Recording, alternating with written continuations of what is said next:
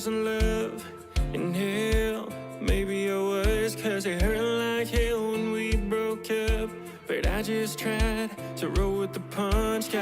Dustin, thanks so much for making time to speak with me. I got to ask you right off the top, where are you in this part of the world right now, and how are you doing? Because, of course, we have been dealing with just about a year with COVID-19 and all the changes the world has been going through. We've been seeing it on television, through social media, out our windows. As I look out my window, I got a whole lot of snow. How are you doing? How are you? Yeah, well, I'm with you on the snow thing. Yeah, I'm here in Sterling, Ontario, and I mean, throughout this whole kind of COVID thing, I have been here most of the time, writing, producing, and just making music, working on this new album. How did you then get an album out during COVID? Usually I'd ask this, later on in the interview, but since you threw it out there, because we are talking about a new album, we got a new single, congratulations on that. I don't want to give the name out just yet, but how did you record an album during COVID, knowing that, especially in certain parts of Canada, there was things that were open, things weren't open. Yes, you could do this. No, you couldn't do that. And I know a lot of artists had to be really creative to get their music out there recorded. How did you do it? Thanks. Well, yeah, I mean, it's been a little bit different, of course. Part of this album was actually recorded live off the floor. There's a couple tracks in the album that we did have to travel to a studio for, make sure everybody was taking the proper precautions, get a band in a really big room and have them play.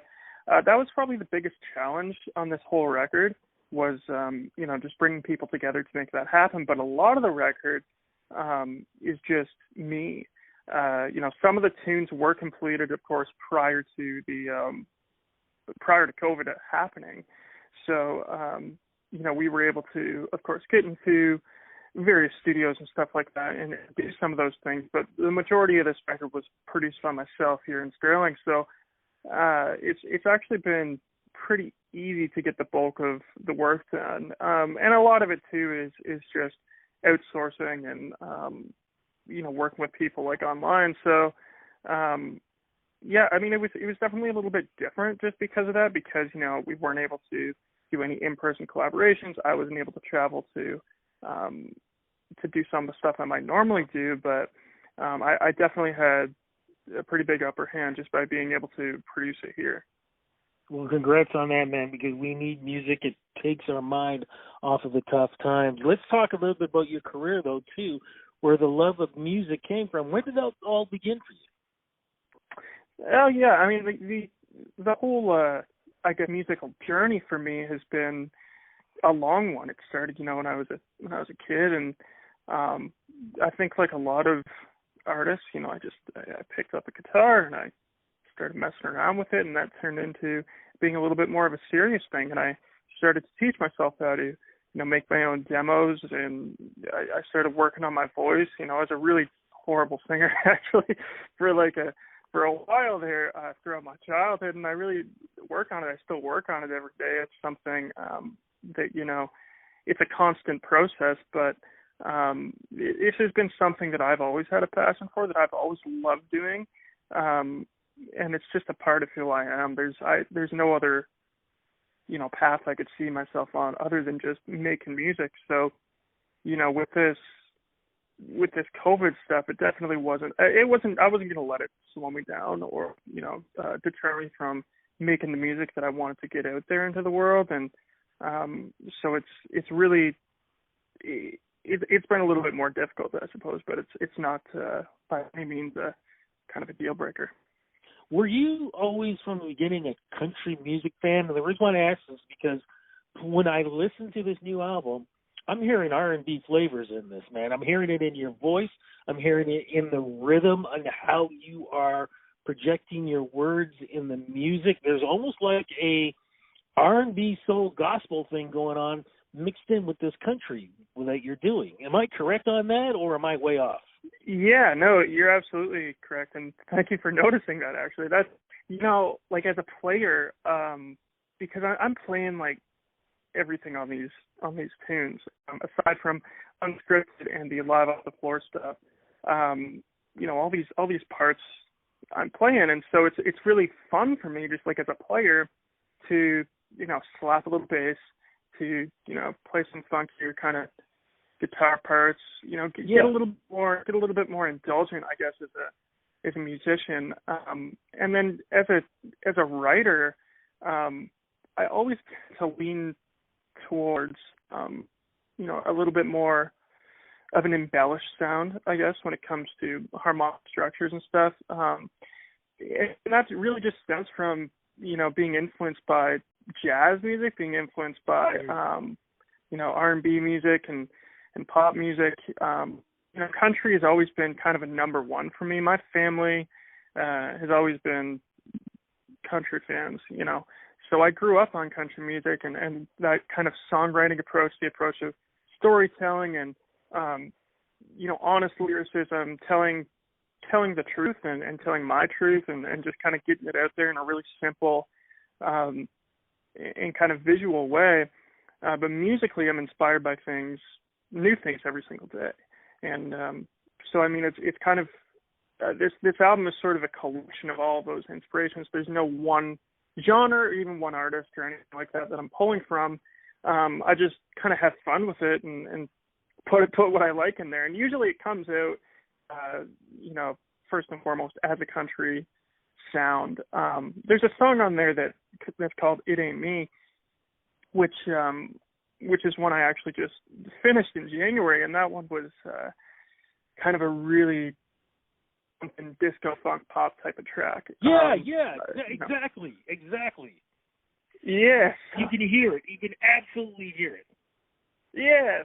Thanks. And it's fun to do stuff like that. Like, it's really exciting. And as an artist, it's important for me that I show all those sides to myself, if that makes sense. That I and that I'm honest with my audience, that I'm honest with the listeners, and that I can communicate as much of me as I can. I try not to hold anything back. So I did write "It Ain't Me" as a country song, but as I worked through that production, that's where the music took me, and just kind of let it flow. So it did turn out like that. Maybe it's something that would normally be considered a country track by any means, and maybe some people would, but it's me, it's who I am, and there's no real definition for it, I guess. Well, I love it, man. We talked just a little bit in the beginning about, 2020 being a tough time for a lot of people. But there have been some good things that came out of 2022 for you that definitely did happen. And I'll let you tell the story, but I'll add in CMAO Ontario. Okay, CMAOs. Something happened with you, with them, with that organization. And also something else with Jim Beam. Please explain those two, please.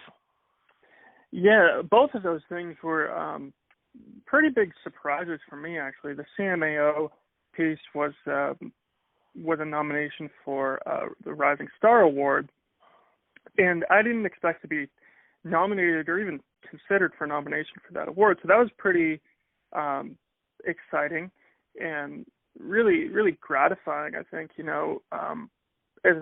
As an artist and writer and producer, I've always got my head down and I'm just making stuff. So to see something like that come through was like, oh, like, that's pretty sick. That's pretty cool. So that was really exciting and that was really fun. And it was a cool experience to, be at the CMAOs and hanging out with all my musician friends and just to kind of be, see my name go up there and stuff. That's really exciting. And the Jim Beam piece was also a pretty big surprise. That was with Canadian Music Week. And Jim Beam, and so we did a live off the floor recording at Metalworks Studios with one of the songs on the album, People. So we took that song in and tracked it live off the floor in a similar way to how we did Rolling Stone in Every Little Town on the record. And Jim Beam and Canadian Music Week were super supportive. We got a great tone, and you can find that video on my YouTube page if you want to check it out. But it was just a really, really fun experience, both of those things, and just kind of cool, because again, you got your head down, you're making stuff, and it's cool to have a little bit of, I guess, recognition, in that sense where it's like, hey, we like what you're doing. Want to come and hang out and do something cool? It's like, yeah, sure. See, the thing that sucks for me is because it was 2020, both events I always go to, both events I didn't go to because of COVID. And so we would have definitely run into each other and probably did an interview then at both times. So let's cross fingers that hopefully 2021 we could do it in person, but I'm really glad that we're doing this now. With all this stuff going on, you still had time to give back. Together, we're strong. Please explain what this song is about because you're a big part of that. And again, it's all about giving back. Yeah, it was, and Together We're Strong was a massive project. We started that project back in April.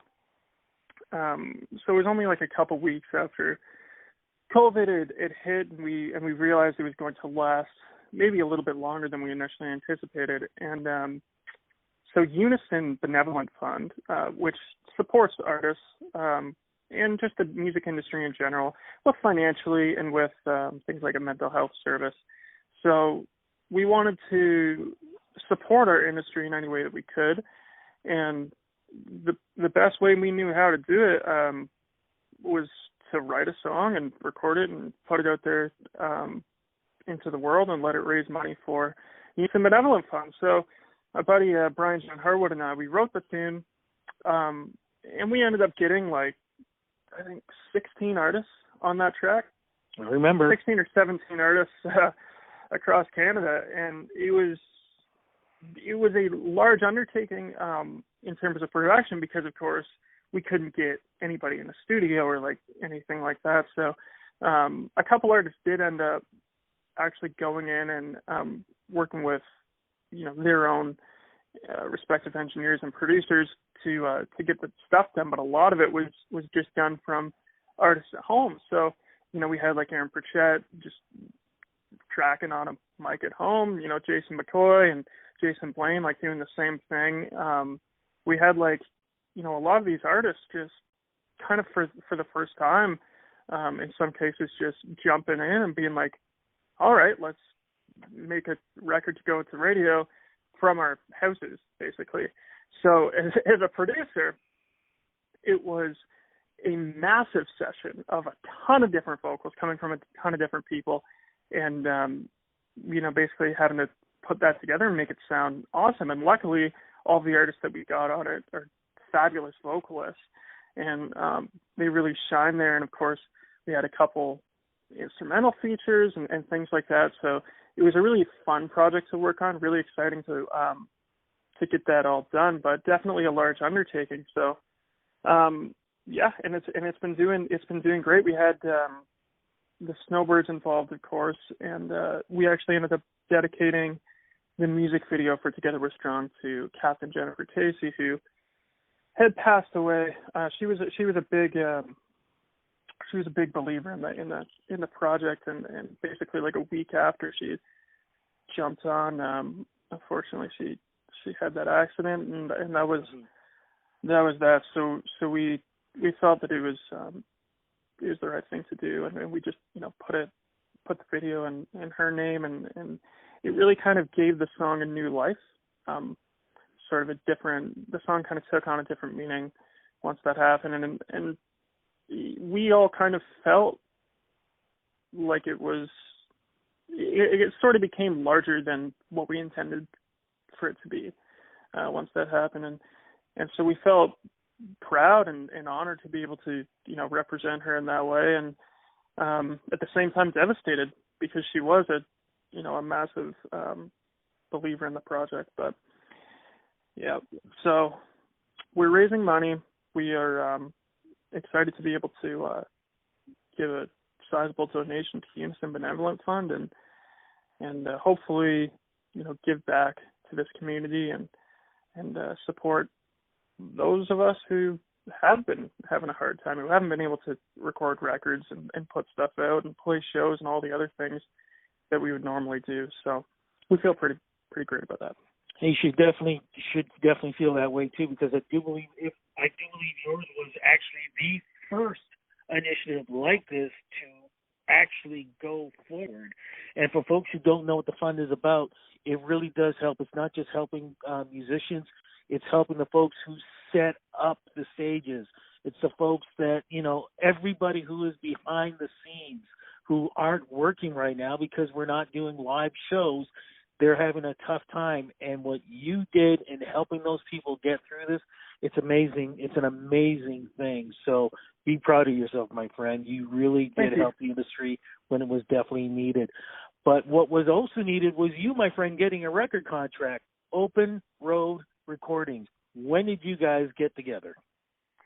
Yeah, so Open Road, we announced our partnership in January, at the end of January. So this is a very fresh signing, and I'm super stoked about it. I mean, they have been hard at work on this project and really just excited and ready to go with it. And that, of course, as a creator, that makes me super excited. I'm like, okay, yeah, let's go. Let's get her done. Let's do it. And they are just so passionate, such a great group of people, and a really genuine group of people ready to, put this music out into the world and get it into people's ears, which is, I mean, all that I could ever ask for. So they have been great. I'm really excited about this signing, and with them, yeah, we've got this brand new single, Broken Lonely, coming into country radio on March 1st. So this is going to be kind of this is my label's radio debut for me. So this is very, very big step. It's a very big step, and I'm really excited for it. And you should, man. Like I said, everything you're doing is absolutely amazing. Look, before we get into the music, I got to ask one other thing too, because you are such a humble person. What is it about yourself, my friend, that keeps things in perspective for you when you got this, the signing going on, when you're making this great music? The fact that when you were out on the road and doing the things that you were doing, you're turning around and you're hanging out with Jess Mosca-Luke, who's like, the queen of Canadian country right now, or you're, walking by and you're seeing, Brett Kissel, who's, saying hello to you, and, you're having a conversation on a washboard union. I can keep going and on and on and on with this. When you've got some of the biggest Canadian artists in country music and you are part of that family, man, how does that feel? And like I said, how do you keep things in perspective, knowing that even as the world is going through a tough time, man, you have been able to just cut right through and put sunlight through that? Well, I mean, it's super exciting. Honestly, it's a great feeling. It's a validating feeling. I mean, it's saying like, hey, man, all this stuff that you've been working really hard for, it's like it's finally coming to fruition. And some of those names that you mentioned, like those are huge names in Canadian country music, and those are people that I aspire to be like, and that I look up to, and that I've been inspired by musically over the years. And so to kind of, I guess, be considered and is one of those artists, is one of these kind of potentially influential artists, is a huge compliment. And it feels great. And, at the same time, I'm not walking by those people every single day or hanging out with them at shows or anything, because we're all locked down. So it's not the hardest thing to stay humble, I guess, when it comes to that. I'm here, I'm making the tunes, and I'm sure that there's going to be sort of a bit of a kind of shock of like, now we're kind of in a bit of a bigger league when it comes showtime and stuff like that.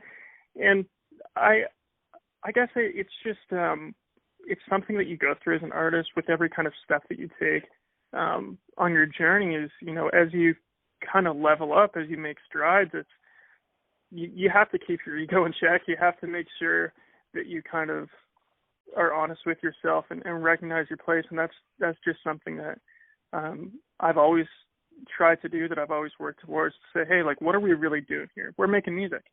We're like trying to make great stuff that we love and that people love. And that's all that it's really about for me. That's all it's ever been about. And that's all it will be about. I don't, look at this as like some sort of big fame moment or anything like that. This is an opportunity for me to get my music to more people. And hopefully, when things come back around, to play shows in front of more people and to connect with more people.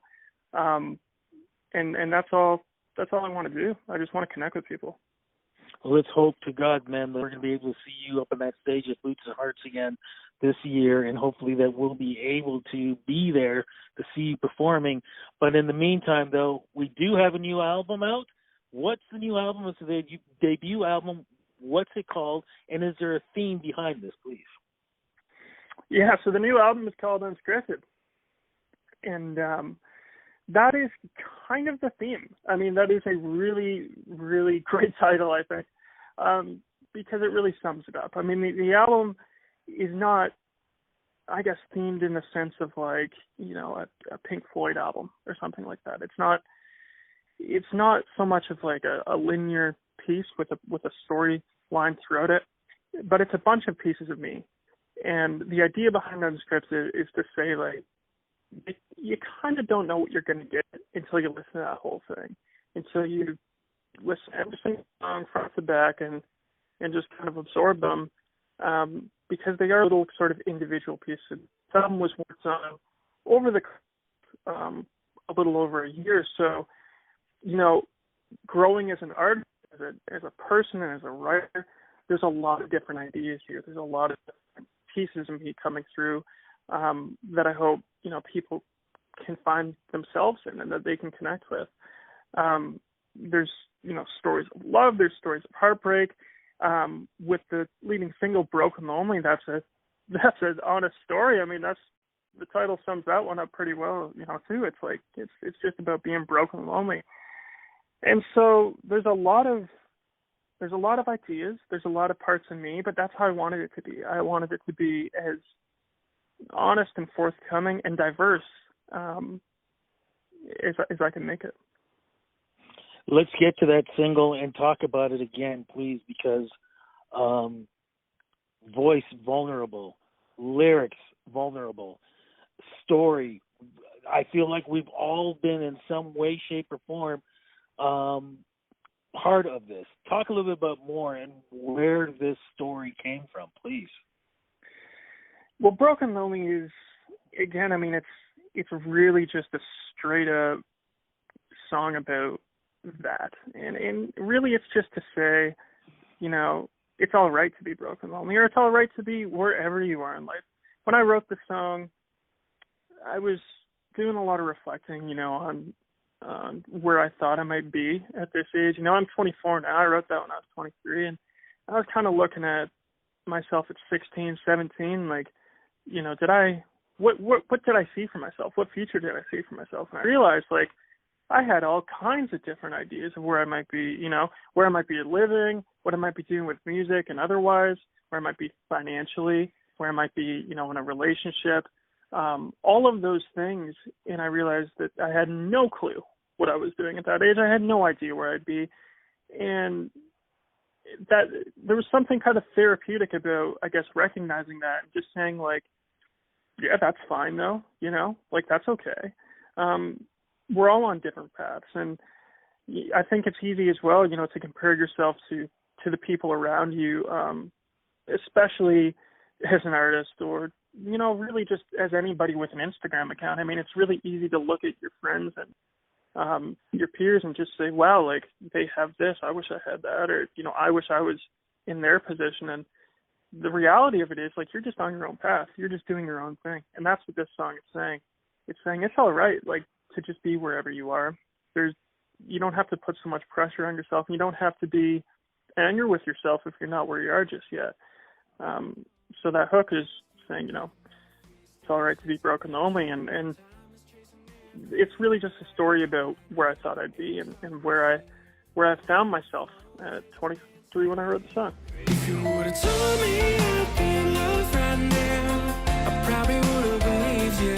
If you would have said that I'd be sailing now, I would have seen no reason why I wouldn't be grown up and doing well for myself. I fast forward and now I'm still trying to figure it out. Someone told me I can move a little more slowly, and it's alright to be broken lonely.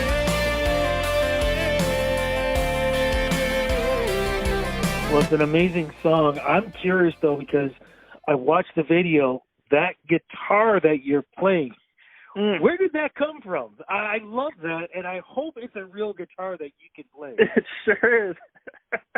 It sure is a real guitar. My cousin Joe, he builds these cigar box guitars. And so the car that we're driving, well, that I was trying to drive anyways in the video, it was a '63 Impala. And there was another cousin of mine who had that car. And so we go over to his house and we're kind of getting that thing warmed up. And he's like, hey, like, your cousin Joe built this, like, cigar box guitar to match the car if you want to use it. I don't know. And, like, we hadn't planned on using it. Of course, we didn't know the thing existed. But he pulled it out, and I was like, that's really, really cool. It had a plate of a '63 Impala on it. It had a bunch of, like, Chevy parts that it was made with. And I was like, all right, well, sure, throw it in the back and we'll see what we can do with it. So once we got to the location, I was like, why don't I just, like, chill in the back seat and play the song on this guitar? And I had more fun doing that than I did, I think, driving that car. I was just like, I was jamming, I was hanging out in the back seat of a '63 Impala. It was cool, man. But it was just a little piece that my cousin built. And that actually brings up another point is, my family's always been influential in my music career, and they've always played a role like that. That cousin Joe, he built me one of his first cigar box guitars he ever built, and I put that thing in recordings and stuff. It just has a weird, cool sound that I like, and so there's something kind of special about that, and about being the first label debut video and kind of keeping it in the family like that. I really like that. Well, I love it, man. It looks so cool. As we're waiting for these tours to happen or live concerts, but we have no idea if they're going to happen or not, what is going to happen in the meantime? Will there be any virtual performances? And how are you going to be able to get out there and promote this great album? Well, I mean, hopefully 2022 brings live shows, man. Hopefully. It's so tough to say. And it's really easy, I think, to speculate on where we might be or where we hope to be. But at this point, we're just looking at doing as much as we can online, as much as we can with socials and different live streams and stuff like that. Just seeing how we can connect with people as much as possible. Of course, interviews like this, we may one day be able to do in person. But for right now, at least, I can communicate the album, I can communicate the story, and hopefully that still resonates with people in the meantime. So really hoping to get back out on the road. Once we do, we're going to have a killer live show, I promise you that. But for now, yeah, just making the records, writing a lot of songs, and working this album. Well, like I said, man, I'm looking forward to it and crossing fingers that maybe we can do this in person when things are much better. But in the meantime, social media is the place to go to follow you. Where do we go? Sure is, yeah. You can just find me if you search Dustin Bird on Instagram or Twitter, YouTube. The music video for Broken Lonely is up on YouTube. You can also go to dustinbirdmusic.com if you want to find all of this stuff in one place. Okay, and people should realize your name actually follows another guy's name. There are two Dustin Birds that are out there. You realize that, right? You're talking about the rodeo guy? The Texas rodeo guy? Exactly. Yeah, the Texas rodeo guy. Oh, yeah. No, I've been competing with him for search engine placement this whole time. What's so crazy is because he's got the cowboy hat on and everything. So you're going, that's Dustin. Wait a minute. That's not it. What's going on? Is this like, did he lose weight or something? Or what's going on here? Yeah, no, he's actually a really successful rodeo guy. I've never met him, and I was actually knowing people down in Kansas who know the guy through some connections or whatever. But I one day I want to meet that guy and just hang out with him. I just maybe get him in a music video or something. I don't know, but I was just thinking the exact same thing. You got to get him in a music video. It would be insane when people know what the inside joke is. So, oh, man, it would be amazing. It would be amazing. Look, thank you so much for this amazing interview, man. Really, really enjoyed it. Thanks for making the time. Thanks for the great music. And like I said, man, I'm looking forward to seeing everything you're doing in 2021, because if you can pull off everything that you have done in 2020, knowing what 2020 was all about, man, 2021 is going to be a breeze for you, man. Thank you. Well, I appreciate you saying that, and thanks for taking the time here. I'm glad we could have this chat. Well, look, man, we're definitely going to do it again. Like I said, cross fingers in person. Thank you again. Be safe, and we'll definitely talk soon. Thanks. You too. Take care, Dustin. Bye-bye. It's alright to be broken.